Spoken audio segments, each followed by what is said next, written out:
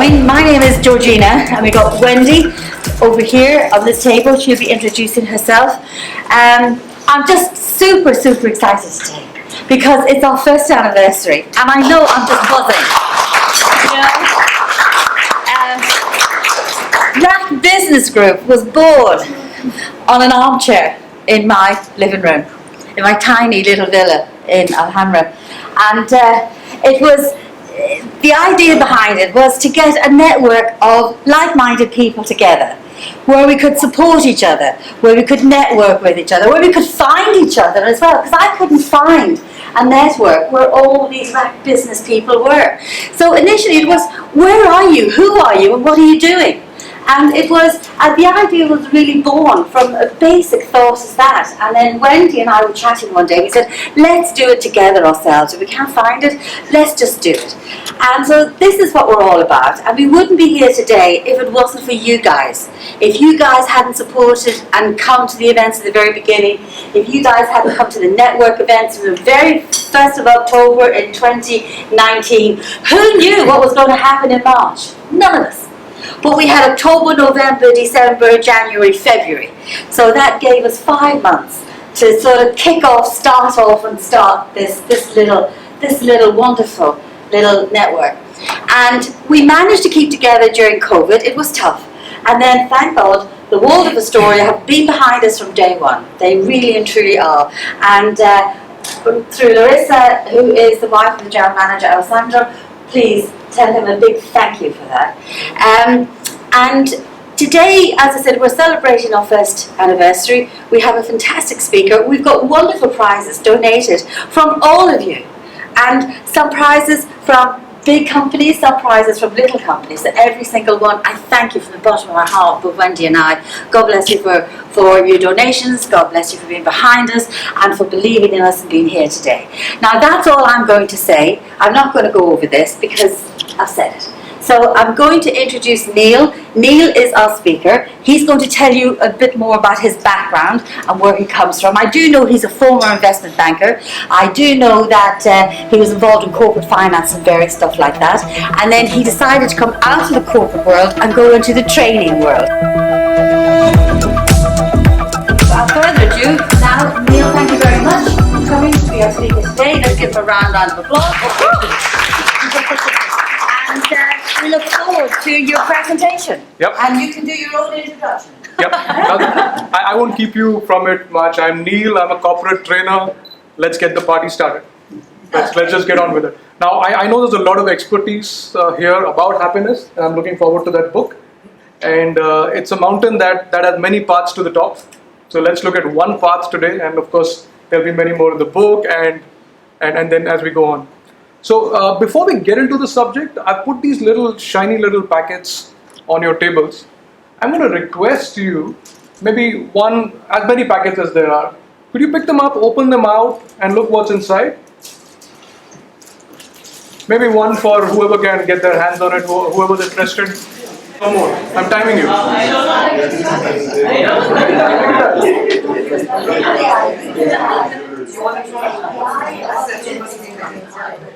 60 seconds quickly. There is no right or wrong way. If you call it a duck, you believe it. Yeah? If you think it's a duck, it's a duck. No arguments.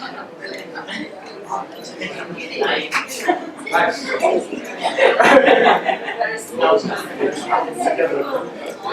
30 seconds, guys. 30 seconds to finish your duck. You done?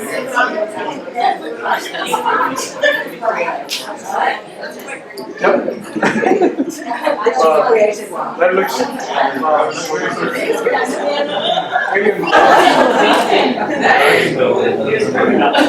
Let's talk about this.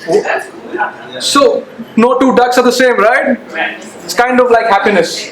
We think it's the same thing for everybody, but everybody's version of happiness is different. Yeah, same elements, same basic elements, but the result is unique and it's up to you. So I'm not here, what I'm going to talk to you about today is not a prescriptive model. I'm not going to tell you to do X, Y, or Z to get the happiness. However, we will look at some basic elements which you can use in your own way. And the theory that we're going to talk about is called P.E.R.M.A. Yeah? It's a fabulous theory by a psychologist called Martin Seligman, and it really talks about the basic building blocks of your duck, which is happiness.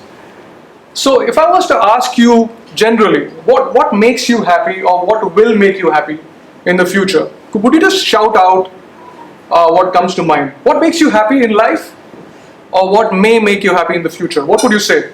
Anybody? Grandchildren. Grandchildren in the future. Well, nice, very nice. What else? Long life.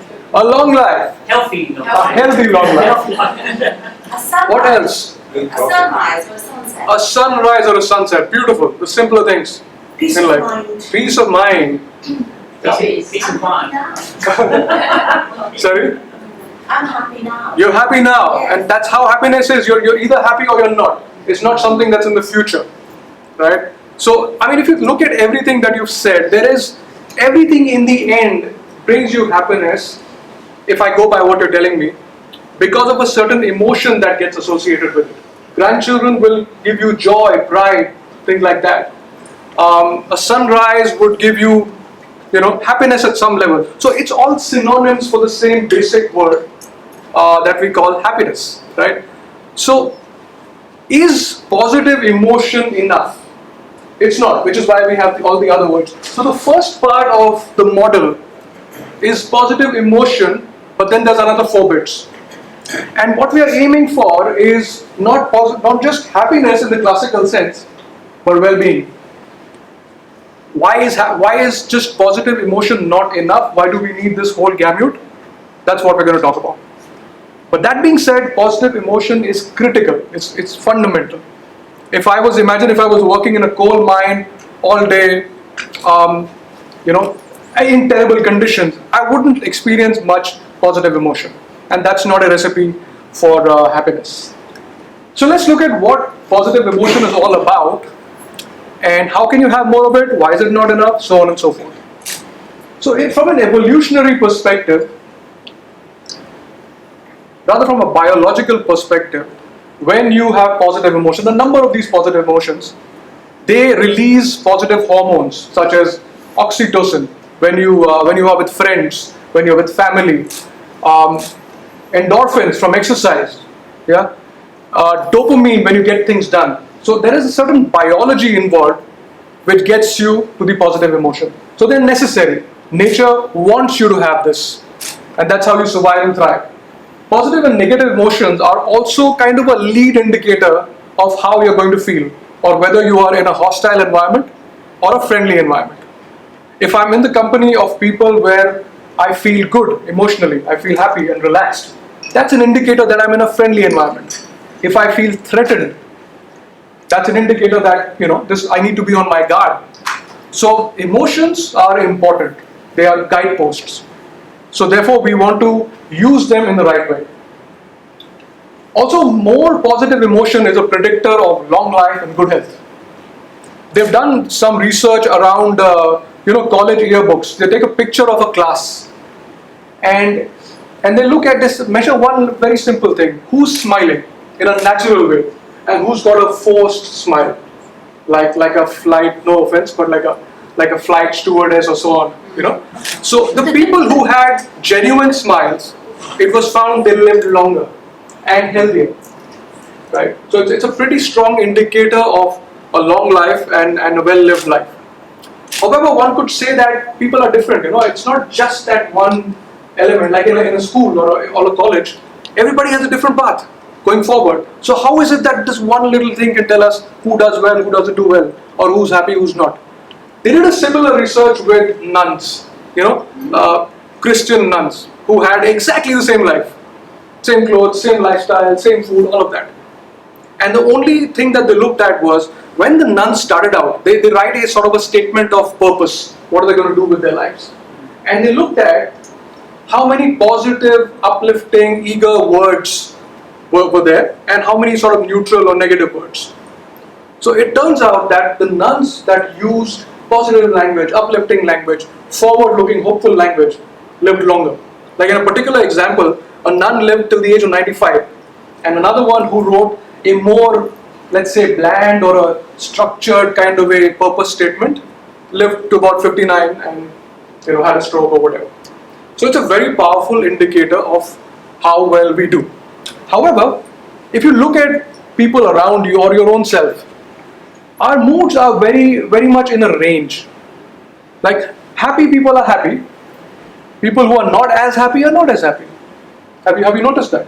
Yeah, people have sort of a, for want of a better word, a thermostat of happiness. If I was to win a lottery today, how happy would I be? I'd be over the moon, right? Let's say I'm in win 5 million, I'm over the moon. But eventually, in months, I will go back to my baseline of happiness. So if I'm, let's say, on a scale of 1 to 10, 1 being my pet just died and I'm very sad, 10 being, let's say, Santa Claus, ho ho ho, it's Merry Christmas. Yeah, Santa Claus having smoked something interesting. That happy. Yeah. So in that range, wherever you are, is largely where you will remain. Yeah. So which is why we're going to now look at how can you enhance positive emotion and what else can you do.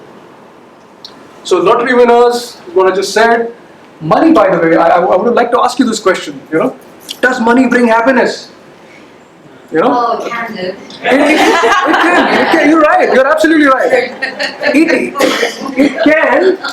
It can if you lack the basics. Yeah. If I need to walk to work and I don't have a car, of course a car will make me happy. If I don't have healthcare, a house, and so on and so forth, money will make me happy. But once we're all at a certain level, it's been seen that you could win a lottery, but you'll be as happy as you are. I might go spend the money on a house that Ashley showed me, and then a year down I might be cribbing about, oh, the tenant is not a nice guy, so on and so forth. I wouldn't even think about the fact that I didn't have this house a year back. So that's how it is. So you've got a set range. If you're a 5, you're a 5. But what can you do about it then? How can you enhance it? Let's look at a few. So one of the ways that you can enhance or enjoy positive emotion in today's world is something called savoring. What is savoring? Enjoying. Sorry? Tasting it and only it. If I'm enjoying a cupcake and it's something that I really, really like, I should just sit, close my eyes or whatever and enjoy the cupcake. The cream and the sweetness and whatever it is, the nuts and all of that. As opposed to what we do today. What do we do today? We enjoy the cupcake while watching TV, while, scrolling a little bit of Instagram, while maybe holding a conversation, sending a mail. So today, life doesn't give me enough opportunity to savor. I have more. I have everything that I had dreamt about, all the shows, I can eat what I want. And yet I'm less happy because I'm not savoring it. So the way to do it is to watch, if you have as an example, if you watch a particular show, if you like it on Netflix or whatever, don't watch the whole season or 5 seasons. Yeah? Watch one episode, enjoy it, and move on to something else. Because too much of a good thing is not a good thing. Yeah? So savoring, very, very fundamental thing. In fact, they say, while watching TV today, these days, the basic kind of mental state is low-grade depression. You're just sitting there, whatever, having your snacks, watching TV. That's not what we want. So savor it, enjoy it. Yeah? The second thing is a beautiful exercise. It's called What Went Well. Now, you've heard of gratitude, right? People tell you to be grateful, and that is critical. That enhances positive emotion in and of itself. Another way to do it is when you go to bed in the night, what are you typically thinking? What's your thoughts? What's the autopilot telling you? What's happening tomorrow? What's happening tomorrow? Your to-do list, yeah, and all the fires you might have to put out, what you have to get done, right? These are your typical thoughts when you go to bed. For the next 14 days, on a notepad, make 2 columns. On the left, you write 3 things that went well on that particular day. And on the right side, you write why. Why did they go well? And by the way, guys, this is all research-based, highly proven exercises. What reason you ascribe to what happens is what is important. So I went to gym because I'm disciplined. Yeah. Or My husband brought me my favorite ice cream, yeah, because he loves me, or whatever. So giving it a reason makes you feel even better. So that's where the what went well exercise can elevate your emotional state and help you to enjoy it. Yeah. So now the third exercise that I would suggest is all Martin Seligman, by the way, is the gratitude visit. Very, very, very powerful exercise. It takes a little effort. How it goes is this. Think of somebody in your life who has done something very important for you. Yeah? Back from back in the day or now or whatever. And somebody that you've not thanked very well. Yeah? Write a 300-word thank you note. Tell them what it's meant to you. Yeah? What they've done for you. Write a thank you note. Then you go give them a call and pay them a visit. Don't tell them why you're coming. Yeah? Then you sit down across the table and read your gratitude note to this individual. This exercise, I mean, it's probably a tearjerker. You may cry, they may cry, whatever. But from a happiness perspective, from a positive emotion perspective, people, once they've done this, feel happy, feel the positive effect of this for years or for months. So it's a very powerful way to generate some positive emotion. So that's the positive emotion bit, guys. But it's not enough. Just having cupcakes and having grandchildren and all of that is not enough. Yeah, why is it not enough? Do you know any rich people who are sad or unhappy? do they lack any of the material comforts? They don't, right? Do you know any senior executives who have this empty feeling inside, who are not quite happy with their life? There's many, right? So clearly, just feeling positive is not enough.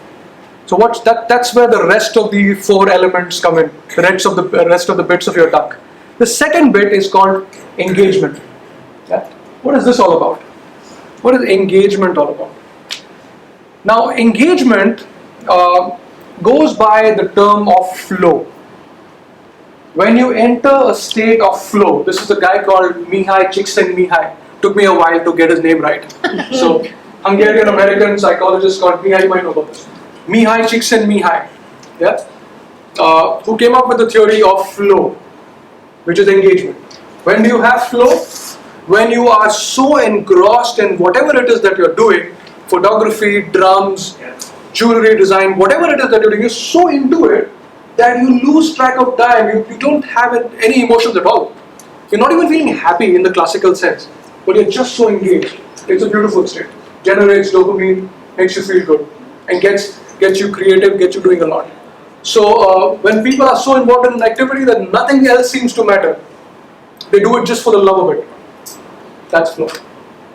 I will share the slides with you guys, so feel. Yeah, don't worry about it, unless you want to. Yeah. So why is flow important for brain health and for creativity and for getting stuff done? Brain waves, when we are awake, are in the beta state. This is when we are awake and thinking and aware of our surroundings. When we go to sleep or when we are meditating, we go into a quieter brainwave state, going down from alpha, theta, delta, and so on. Yeah? It's been found that people in a flow state are actually in a much deeper state or much quieter, calmer brainwaves, and that makes them more creative, more focused, makes them more resilient, makes them manage stress better, makes them more emotionally aware and resilient. So it's got massive, and of course, top executives will tell you that they get 5 times more work done when they're in flow. So flow engagement is critical.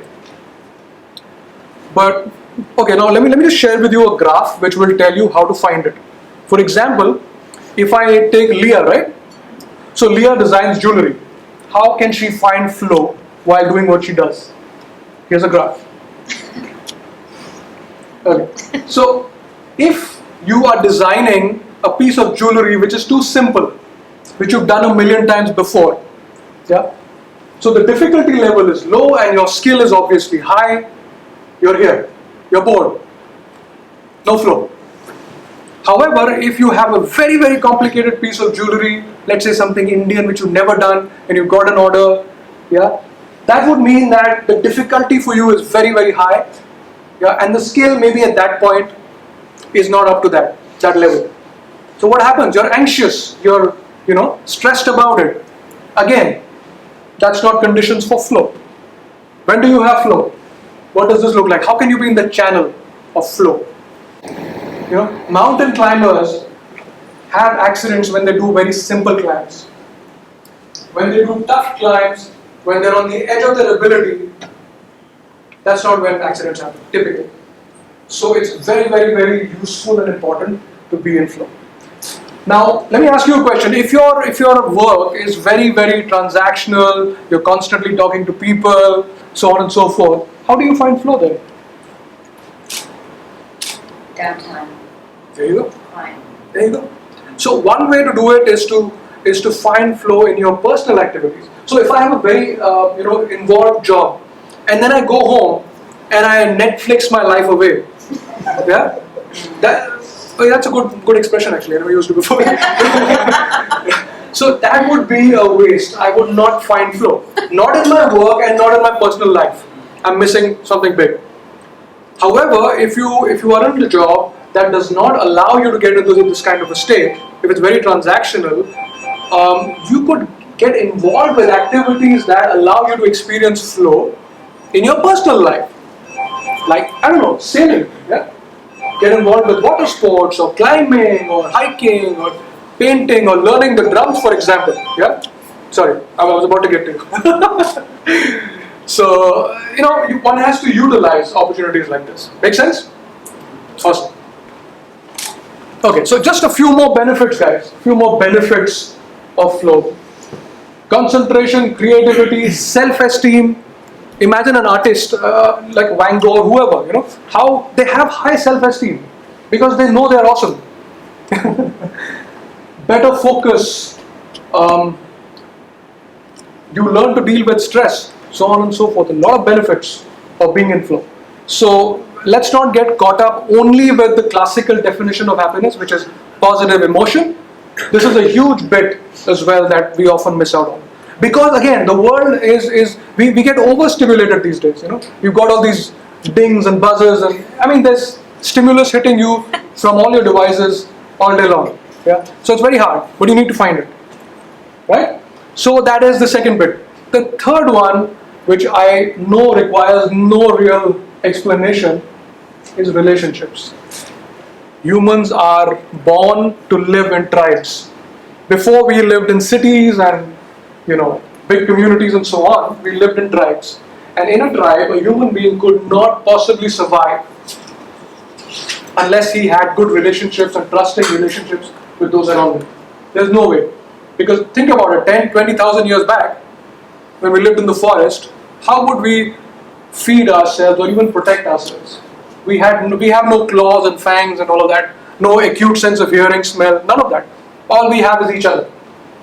So, if we don't have good relationships, it takes a toll on our health. And if we do have good relationships, it gives us good health, good cheer, and it helps in our overall well-being. We're targeting well-being, guys, not just happiness. This is something very interesting. So there was a research done on people who live long and live healthy. Certain parts of the world, places like Okinawa in Japan, somewhere in Sardinia, I think Costa Rica, some little corner of California. So they tried to look at what differentiated these communities from people who did not live as long in the same, or probably in the same area. So some of the elements were, some of the characteristics of their life was a plant-based diet. So exercise was built into their lives. They got plenty of sleep, and most importantly, and for the purpose of our topic here, they had good social networks, close-knit communities where people had good friends. They could talk to each other if they needed to speak, if they needed advice, all of that. So it's been seen that social networks, communities release an oxytocin, and it's very, very critical for our well-being. Now I want to talk to you about our own current situation. How do we often inadvertently damage our relationships? Yeah, with those around us, friends, family, whoever. Let's look at a couple of ways in which that happens and what can be done about it. So if I was to, after this session, if I go out and I meet a friend of mine, and I tell him I just shared this model of philosophy of happiness with RAK business group. Yeah. So there's 4 ways that my friend or family or significant other could respond. One way is, yeah, okay. But what happened about that other job that we had to do? So I tell a guy that I had a great chat, I had a lovely experience with RAK business group, and he changes the topic. That's a passive, destructive way of communicating or talking. So, or if he was to say that, yeah, that's all fine, but people don't use all this. People are just going to go back to doing whatever they do. Yeah? So it's useless. So that's a active, destructive way, pointing out the negatives. Passive, constructive would be, oh, very nice. Yeah, let's something positive. Oh, very nice. Okay, now let's move on to other things. Good job, well done, but let's move on. Active, constructive is, an example would be, amazing, wow. What did they connect to? What was the response? What did people share? I want to know about this. Maybe I can use it too. 4 different responses to the same situation. Yeah? And you can see what would work best. What is conducive to good relationships? Would you have a good relationship with somebody who brushed it off and said, oh, let's move on? This is the guy that you want to talk to. And this is the person you want to be. Yeah? In a relationship, at work, wherever. So practice active, constructive responding. Again, the pressures of the world can get to us. But this is a simple way of ensuring that you look after your key relationships. Active, constructive responding. Let's look at one more thing which is very, very useful, practical for your relationships. It was developed by somebody called Michael or Michel Losada, Brazilian researcher. And it goes something like this. What they did was, they sat in on company meetings. They went to 60 different companies and they sat in, listened to what goes on in the meetings. And they just tabulated the number of positive words and the number of negative words that were spoken. And what they found was companies which have a ratio of positive to negative less than, it's actually 2.9 to 1, but let's say 3 to 1, are not doing well. They don't flourish, they don't do well. And if you're far below, if you're like maybe the opposite, that does not bode well for a business. If you're like 1 positive, 3 negative, that does not bode well for the business. So this is again research data.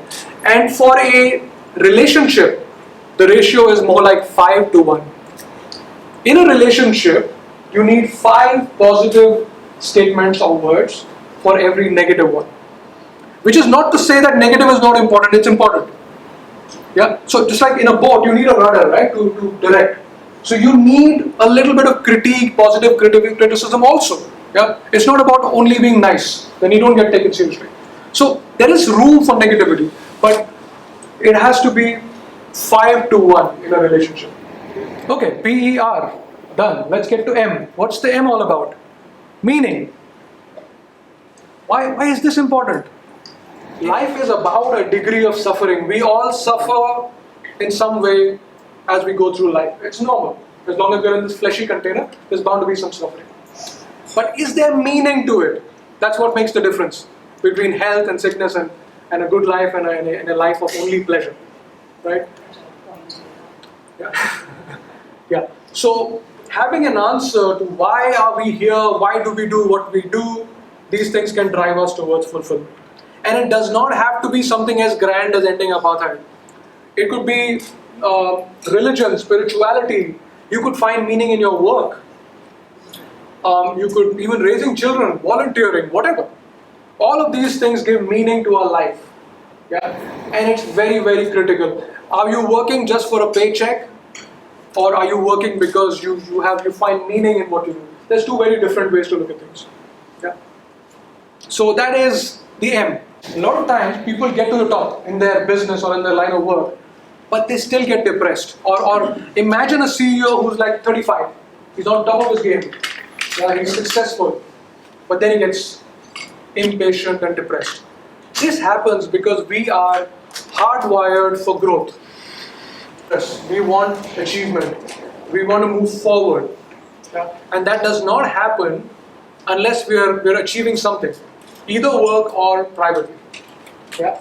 So that's the aim. Having goals and ambitions, having accomplishments that are important to you, not something that was prescribed by your employer or whatever. You've got to be doing things. So in an environment where your business is not, let's say it's not growing or whatever, how can you find this positive emotion of achievement? Maybe learn drums. You okay with that? Yeah. Learn photography from Jillian. Yeah. Things like that. So you always have the option of achieving in a different area of life. It doesn't always have to be work. Right? So that's the model for you guys. That's P.E.R.M.A. Positive emotion, engagement, relationship, meaning, and accomplishment. And by the way, it's been upgraded now. Martin Seligman's recently changed it to P.E.R.M.A Plus. I just vaguely read about this somewhere. And the plus stands for sleep, nutrition. It doesn't stand for it. It includes sleep, nutrition, exercise, and positivity. So P.E.R.M.A Plus.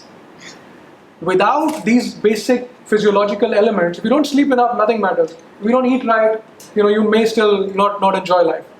So all of these are also equally critical. There's more to it, but these are the 6 bits that make your duck. Right? 6 bits for the duck, P.E.R.M.A Plus.